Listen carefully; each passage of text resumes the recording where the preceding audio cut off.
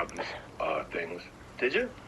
When I was a burglar, I went to Anthony Robbins things. You're a better burglar? No, and I ended up kidnapping him. Two spinos on me. On the poles, I was all in with Anthony. Full grown? No babies. Really?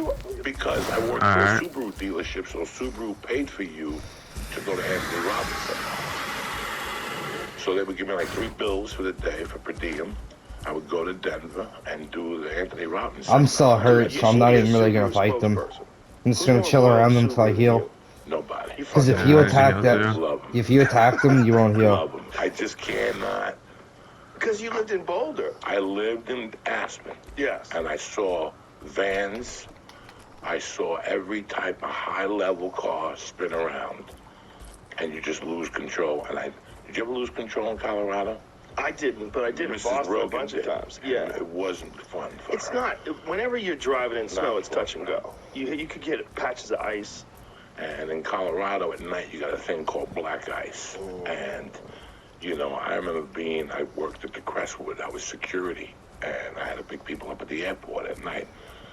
And I fucking did everything I could to get out of that job. Because one night I was in a van with people doing the speed limit, no alcohol, you know me.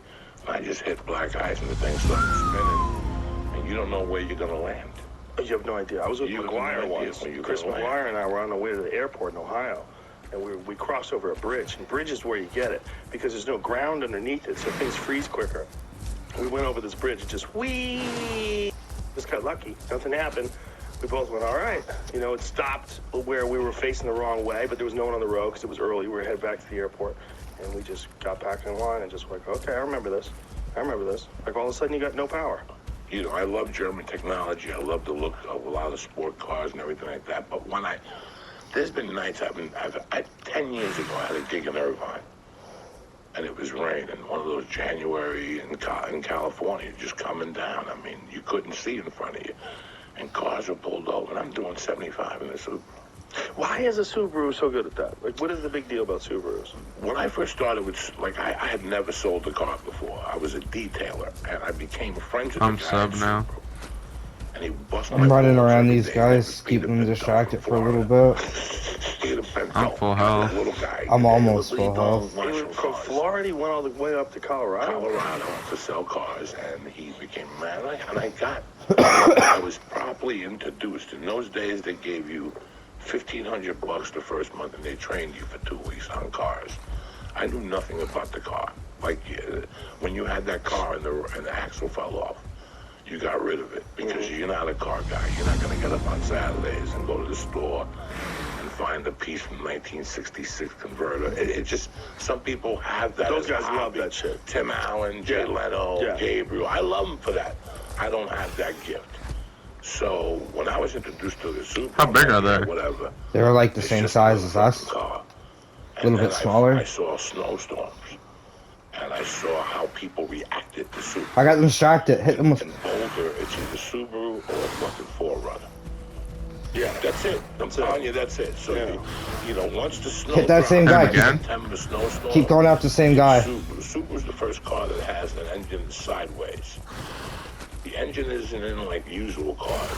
That was the secret. We got him bled right down, man. Just chase him now. I've seen a few engines like that. Right? What do they call that? Inline? Inline. Is that what it is? Something like that. No, inline is straight, right? That's like a BMW. Don't get trapped. Be careful. Yeah. It's Subaru technology started there. And then when I started selling Subaru, I had a GL10 that I was really impressed with because what it let you do is if you went up Lee Hill Road, okay, and you made the left to go down into your property, and there was the snow, you could press a button and the shock absorbers would fill up. And your car would rise above so you could go through the snow. So all those little things. The only they don't do any damage.